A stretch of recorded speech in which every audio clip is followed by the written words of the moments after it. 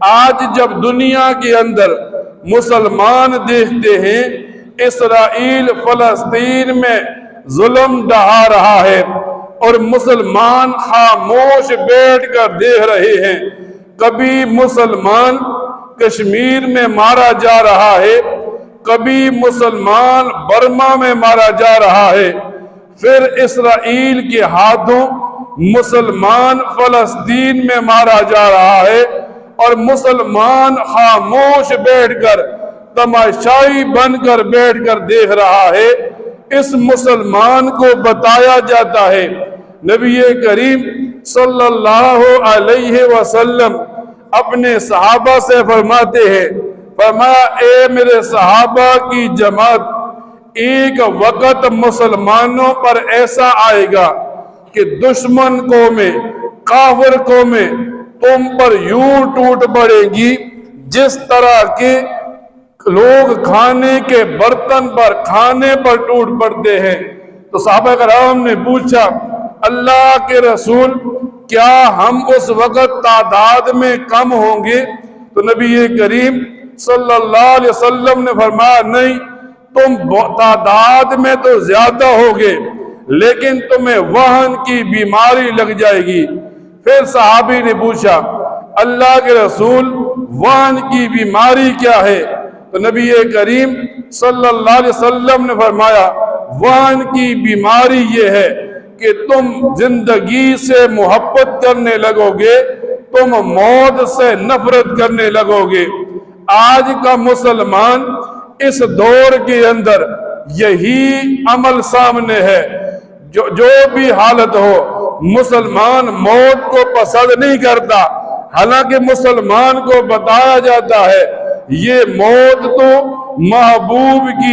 محبوب سے ملاقات کا ذریعہ بن جاتی ہے۔ آج جب یہ ظلم ڈھائے جا رہے ہیں مسلمان وہن کی وجہ سے ان اپنے مسلمان بھائیوں کے ساتھ کھڑے نہیں ہوتے بلکہ تماشائی بنے بیٹھے ہیں۔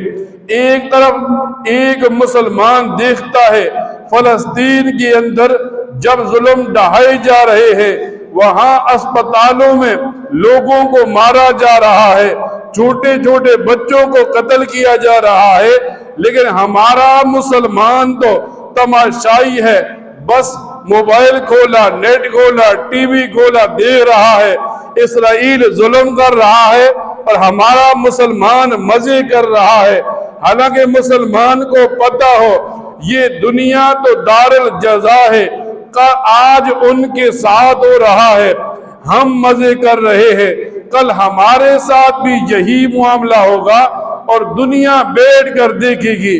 مسلمان کو بتایا گیا الکفر ملت واحدہ، کفر سارے کا سارا ایک ہے، کافر جہاں ہو، یہودی ہو، عیسائی ہو، ہندو ہو، جتنی بھی کافر ہے قرآن نے، حدیث نے، شریعت نے بتایا یہ سارے کافر ایک ہیں۔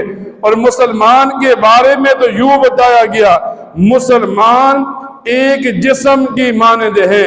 پھر نبی پاک صلی اللہ علیہ وسلم فرماتے ہیں جسم کے کسی ایک عضو کو تکلیف ہو پورے جسم کو تکلیف ہوتی ہے، پھر انسان کو آرام نہیں آتا، انسان کو نیند نہیں آتی۔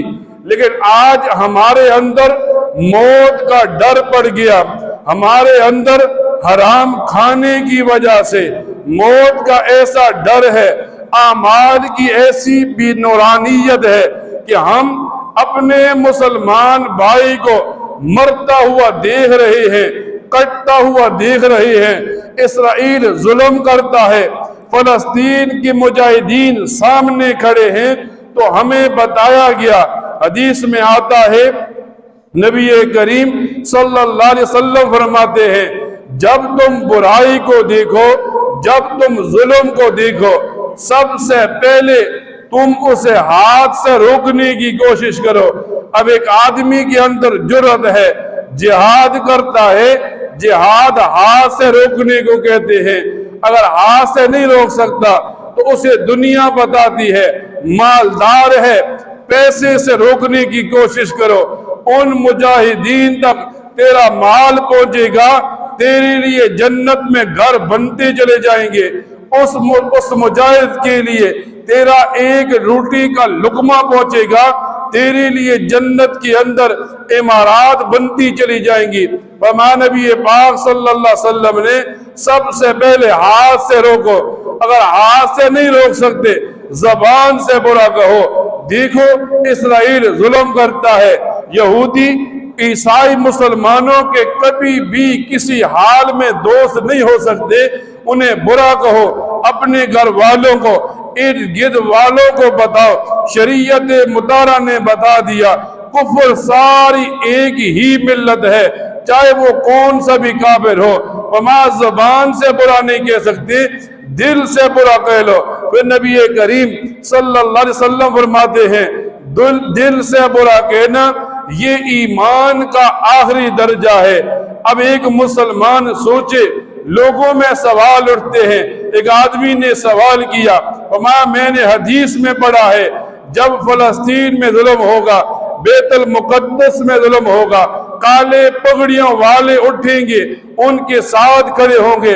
अब सवाल करने वाला कहता है, मेरा ज़हन कहता है काली पगड़ी वालों से ईरान मुराद है, ईरान फलस्तीन के साथ खड़ा होगा।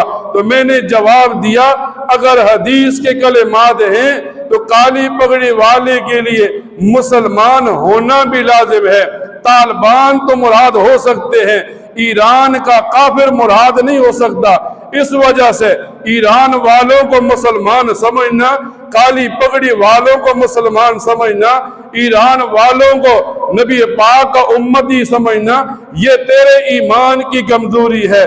जो सहाबा का दुश्मन है, आले बैत का दुश्मन है, नबी पाक ने जो कुरान लाया कुरान का दुश्मन है, नबी पाक की अज़वाज मुताहरात का दुश्मन है, तू उसे कैसे मुसलमान जान सकता है? तू तब ही उसे मुसलमान कह सकता है जब तेरा ईमान कमजोर हो। अगर काली पगड़ी वाले से मुराद है, ईरान का काफिर मुराद नहीं, अफगानिस्तान का तालिबान का मुजाहिद मुराद हो सकता है। अल्लाह ताला से दुआ किया करे, अल्लाह ताला इन बातों को सुनने के बाद इन पर अमल करने की तौफीक अता फरमाए। व आखिर दावाना अल्हम्दुलिल्लाहि रब्बिल आलमीन।